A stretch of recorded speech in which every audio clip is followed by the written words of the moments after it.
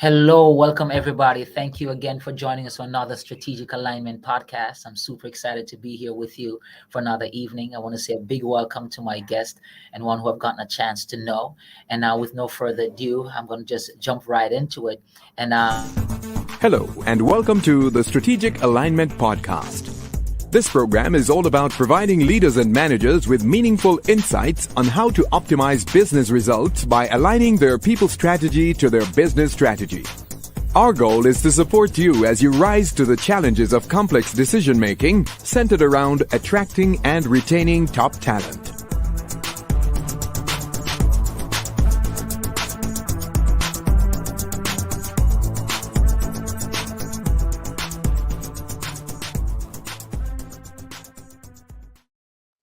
Hey, sorry about that. Welcome to another Strategic Alignment podcast. And I'm so excited to be here with you guys for another Strategic Alignment podcast where we say we're adding value to people's lives while inspiring growth and give you an opportunity to be your best self in whatever leadership capacity that you serve. And again, we say leadership is all about leading up, leading down, leading across, and most importantly, leading yourself. And today with us, we have Todd Attridge, and I'm just going to allow him in an elevator pitch style just to say a little bit about who he is and what he does and the people who he serves. Yeah, thanks, Jamie, and thanks for having me here. This is great. I'm really honored that you picked me as one of your guests. So I'm the founder of a company called DIFFERENTMATTERS. And at Different Matters, we create human-centric workplaces. So essentially what we do is we go in and we work with organizations across North America who are predisposed to trying to find ways in which they can elevate their people to get better results. And so we'll go in and help them change the culture so that they can create what we call a culture of belonging, where people, can show up, do the best work they possibly can, go home feeling like $1 million, knowing that they made a difference. Wow. Thank you. That sounds like, what most workplaces need as we think about the great resignation and what's happening and burnout and all that kind of stuff.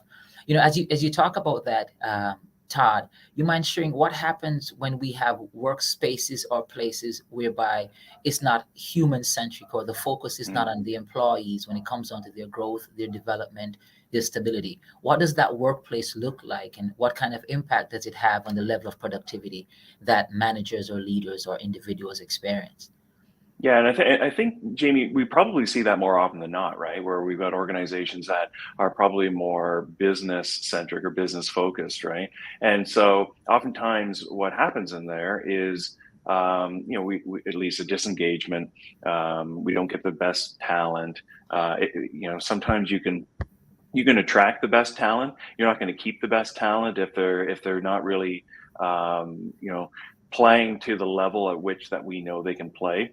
And there's a really interesting study that was done a number of years ago. I think it was McKinsey that demonstrated that most organizations are only utilizing about 42% of their knowledge capital. So knowledge capital being, if you take the sum total of the skills, styles, experiences, know-how of your talent pool, only 42% of that is actually being used. The rest of it is actually just being wasted. So, from a productivity point of view, if we're not putting the people at the center, like imagine, only getting 42% on a dollar of anything, right? Like imagine your house only being 42% energy efficient. Like you wouldn't do that, right? So from a productivity point of view, that drops. And of course, what we know to be true about top talent is they want to be used, and they want to be, like you're not going to take, a star team and just put them on the bench, right? And if you're not going to put them on the field, eventually they're just going to quit. They're going to go find a team where they can play more. So that's where we end up. And a lot of companies end up in that spot. Wow. But then the question that begs to be asked, Todd, is that why is it that so many leaders or companies or organizations seem so fearful of deliberately creating that kind of environment where the focus is on the people who you're working with? What's the fear, or what is it that they stand to lose, or what is it that they don't know? Why is it that they tend to still make those decisions? Where, as you made mention, people who have like Michael Jordan like talent get frustrated and end up leaving an entity that they were looking forward to being a part of. Why are leaders still making those decisions and not investing in people-centric, human-centric organizations or teams? Yeah, because like when you explain it like that, it sounds like a bit of a no-brainer, right? Like you obviously go ahead and you do this, but to understand it, we actually have to think about the evolution of leadership, right? And so there's essentially 4 stages to leadership, right? Like we start off as individual contributors, or what we would call leaders of self, right? Like I get hired on, I'm an individual contributor, I get put in at a desk and I'm given tasks to be able to do. Eventually I get promoted to leader of others, right? So I'm assigned maybe a team that I can operate with, and then I may get promoted down the road to leader of function, where maybe I'm in charge of finance, or I'm in charge of people development, and then eventually I become leader of organizational strategy, where I might be overseeing a number of functions. So if we start at the beginning, Jamie, where we're the leader of self, we end up managing our own time, and we're rewarded for the output, right? We're rewarded like, hey, I did a really great job. I just delivered the Penske file. It was a great file. I get rewarded for that. And so we learn that that's actually how I want to show up, right? Like each time I put together something really great, I get reward from it. The challenge is that we make that first jump to leader of others. We still have that same mindset, which is I want to be rewarded for what I've done. But what we really need to switch over to is it's not about being rewarded for what I do, it's being rewarded for being able to develop people and elevating them and show that the team is doing great things. But too many leaders stay in this spot of, no, I have to show that I'm worthy. I have to show that I'm actually producing something really, really great. And so they get stuck there in a spot where I don't want my team to end up screwing things up to make me look bad so that I don't get rewarded anymore. So what we end up doing is we actually take our team and we try and control them. We try and control their output. We try and control how they show up. We try and control the way in which they do their work, to a level that, we often call this micromanagement, but to the detriment of both us and our team. And so why wouldn't people just go ahead and elevate, the natural order of people, and give them the opportunity to make decisions, be included, and take risks and so on? It often comes back to this spot of, well, I don't want to look bad. And so it's an innate fear that we all have, right? And so we need to be able to make that jump. And I'll give you a quick story. I was actually on a call with a CEO not long ago, and we got talking about human-centric workplaces. And I said to him, hey, here's the great thing about human-centric workplaces is that you've got your entire workforce who's going to be included in making decisions and solving problems, and you're using the entire brain trust. And he looks at me and he goes, well, that sounds like a nightmare. And I said, why does that sound like a nightmare? He says, I don't need everyone making decisions. And I understand, like, certainly at the high level strategic, level, you're probably not calling out to every single person going, hey, I've got the decision making, what does everyone think? But when you've got people who are making decisions around their own workspace, if you've got people who are making decisions in the areas that they're most knowledgeable about, the example I often use is, the people, like if you were in a restaurant, the people who understand how the host stand works the most are the people who work the host stand, right? Mm-hmm. So get those people to start figuring out the systems. And so, yes, it could be a nightmare if you've got, everyone involved in every decision, but that's not what it is. It's about having people, giving them the agency, space, and voice over the areas that they know best, so that they can use the skills, the styles, the experience, the know-how that you actually paid them for to give you the best possible outcomes. So I'm hearing a lot of things here, Todd.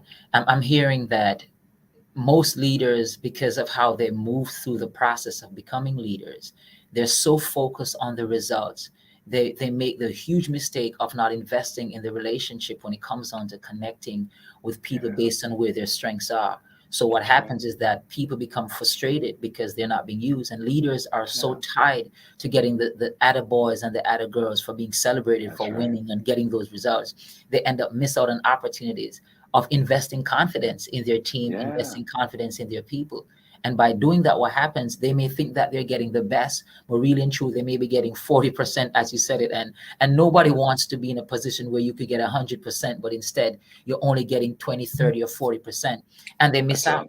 And what I'm also hearing too is that sometimes leaders tend to want to clone others to be like they were when they were serving and doing it in a more old school fashion, as opposed to getting the talent. They were employed for the job. They have, as you said, you talked about the waiter working the stand.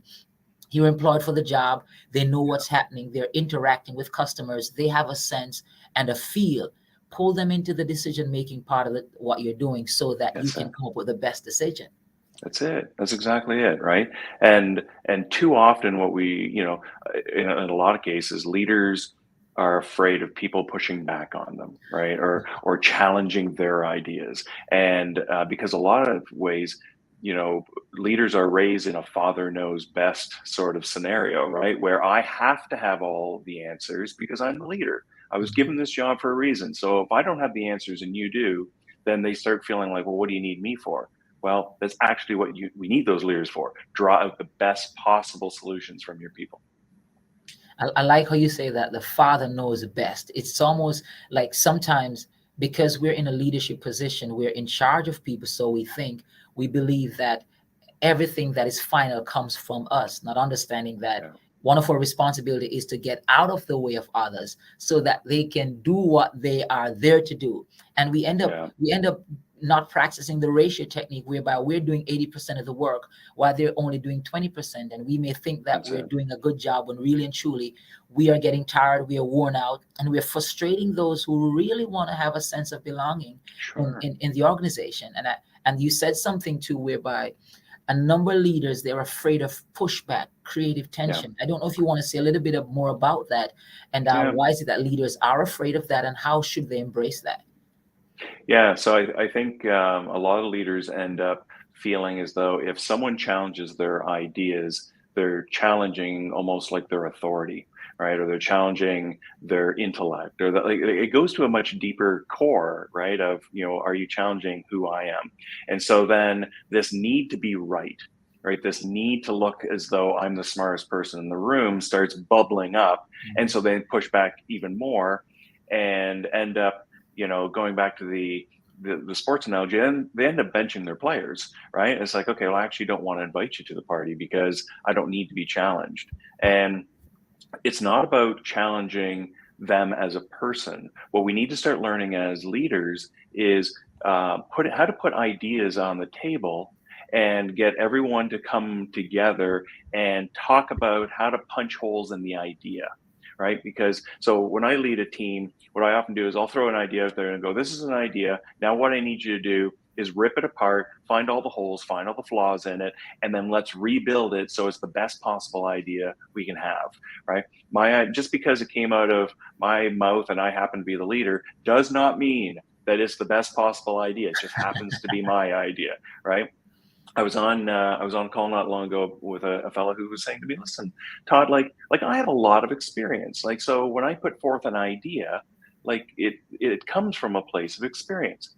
I totally understand that. But so does your team. Your team also comes from a place of experience. Yes. And so, right. And you hired them for that experience. You didn't hire them just to come in and make widgets. You hired them to come in because they've got all of this experience that you want to draw on. So now you have a choice. You can either pay for that experience and bench it, right? Or you can bring that experience in and start using it. And those are choices. Well, and you think about it, sometimes leaders, as you said, not because the idea, you are the birthplace of the idea, means that you have to be the one who's driving it to get in the desired results that you want to achieve. And many times that's what happens. And as we talked about earlier, that it does nothing for those who are working on the team. And as you said, it builds frustration. and allows, Yeah. and as you said, as I'm thinking about it, Todd, I think, as you're making mention, leaders who fail to invest in human-centric workplaces or spaces, it's almost as if they're now creating a breeding ground for mediocrity or Of course. opportunities for their team to produce at Yeah. a much lower level. Yeah. Well, how many times have you in your career or anyone in their career heard the words like, "Oh, they'll never go for that." Oh, you know what? No, you know what? They'll never go for that. And so that genius idea never sees the light of day because Mm, they'll never go. Or, you know what?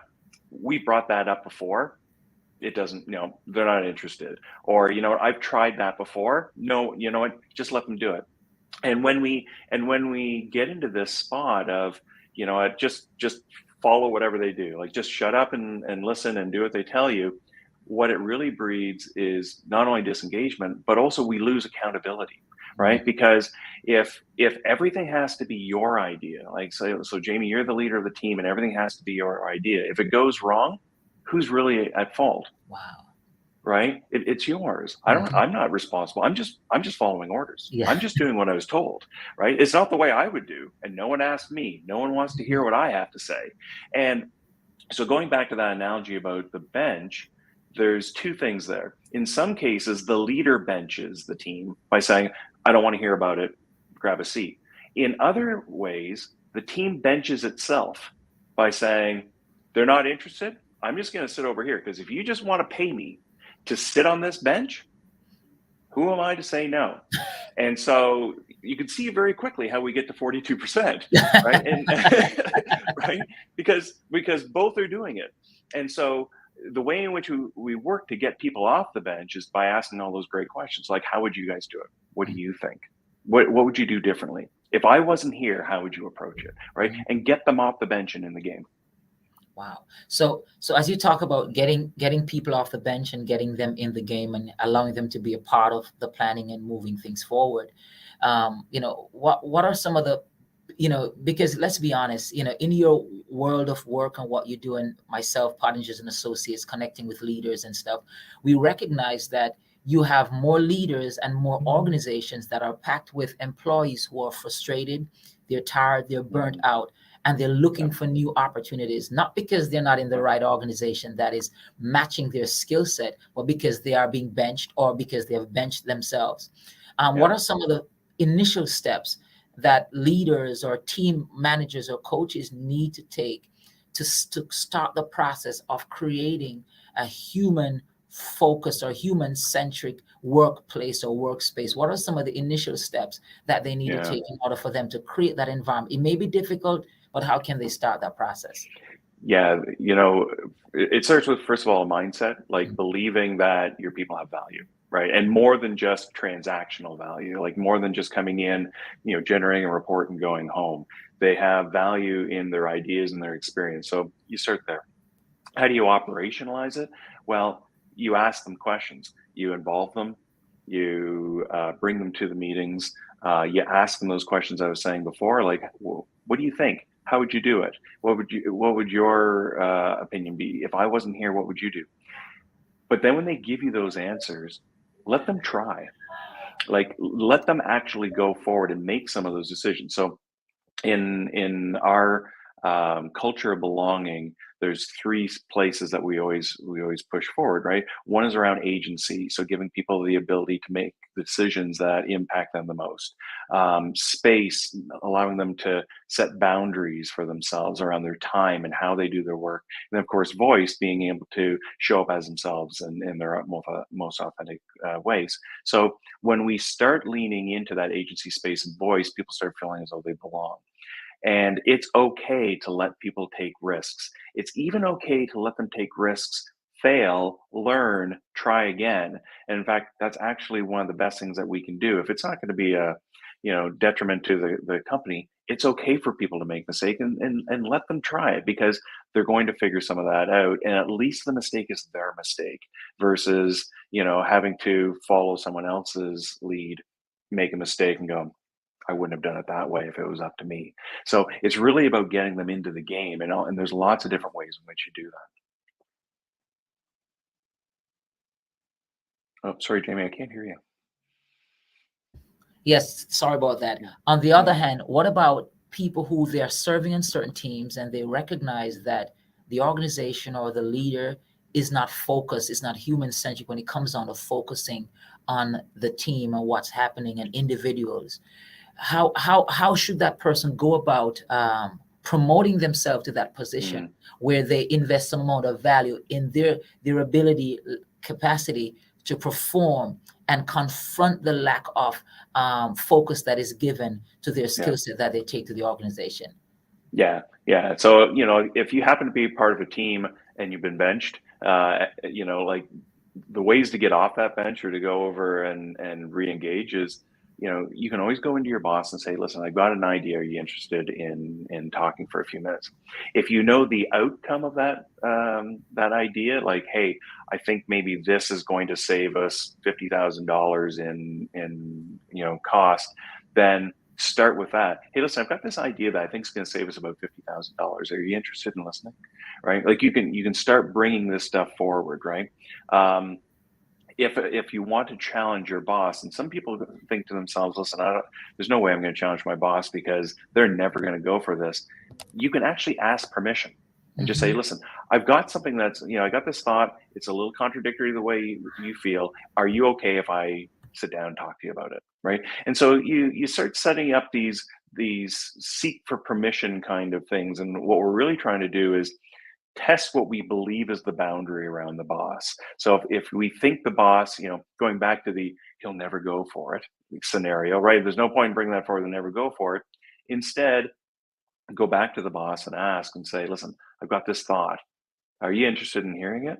And then they're going to tell you yes or no. But at least you've gotten into the game, right? Instead of just sitting back and assuming they're never going to listen.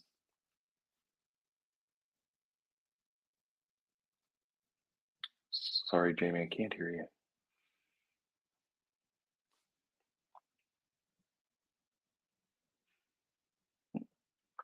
But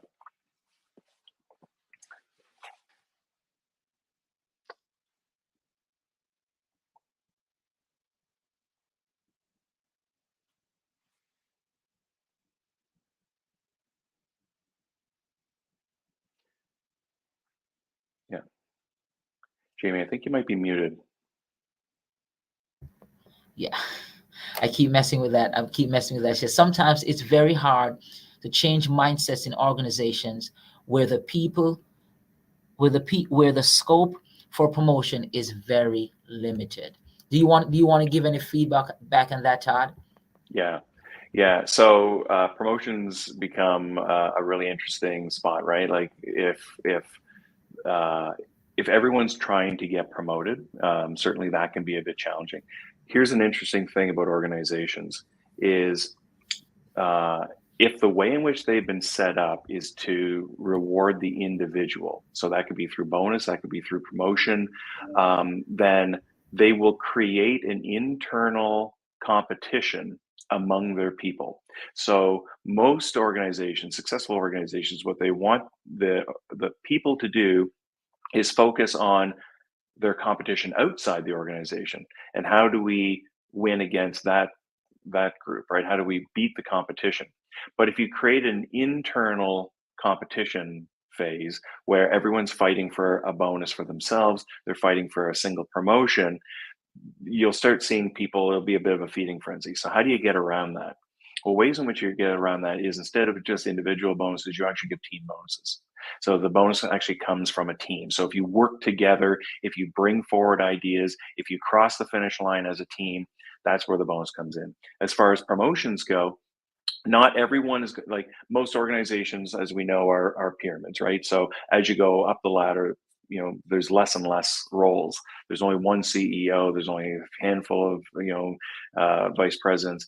So the way in which you do that is cross-functionally. How do you give people the opportunity to move cross-functionally and give them the best possible opportunities to learn and grow that may not necessarily come with a title? And you don't have to have titles tied to income, right? Like you can give it, you can build income based on scope, right? So someone who understands finance and people development and operations and sales, they have a lot of value. So you can reward them that way as well.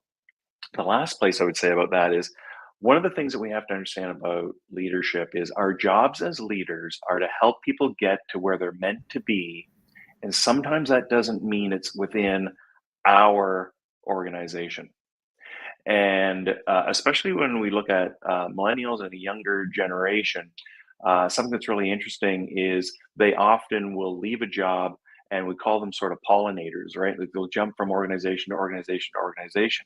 And so the way in which they're treated in an organization is going to mean a lot to them, because although we help them grow within our organization, they may end up leaving because there's an opportunity someplace else.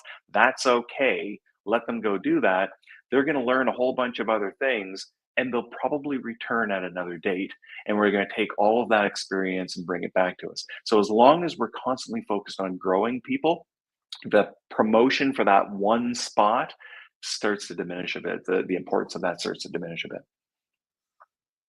Being Jamie, I think creative in terms of how we allow opportunities and how we invest in those who we're working with, and also without being fearful that they may leave us, will serve the benefit of our organization. And I was reading something recently, Todd, and it made mention of the fact that if you invest in the employees that you have, for the time that you have them, you'll get 100% from them. But if you're fearful of losing them and decide not to invest in them, you will get 20% of what they give for the time that you have them. So it makes sense to invest in them no matter how long or short a period you have them working with you. That's it. That's it. Like, honestly, if you can stick as a leader, if you can stick to the belief that our jobs are to help people get to where they're meant to be, full stop, you're going to be in great shape. Just help them get to where they're meant to be. Help them fulfill their dreams. Help them fulfill their ambition. Help them fulfill, their career goals, regardless of where they happen to be. Open up doors for them.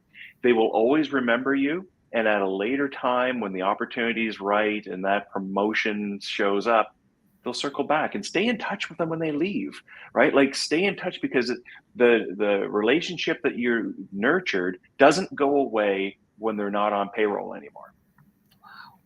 So what I'm hearing you to say, Todd, and this is a whole nother, you dropped another angle on it, another nugget, if I put it, whereby when we have a human-centric workspace, workplace, and we lead from that place, is that we are always giving opportunities for persons to be where they were meant to be. And also we will receive way more than what we would have invested in them because of the environment that we're creating. Because as you made mention, instead of having members of your team sitting on their hands, they'll be busy actively doing what they can do to help to get the organization to where the organization need to be, because they are fully invested, as opposed to thinking that you don't need to hear what they have to offer, and you're not interested in their unique skills and talents that they bring to your organization.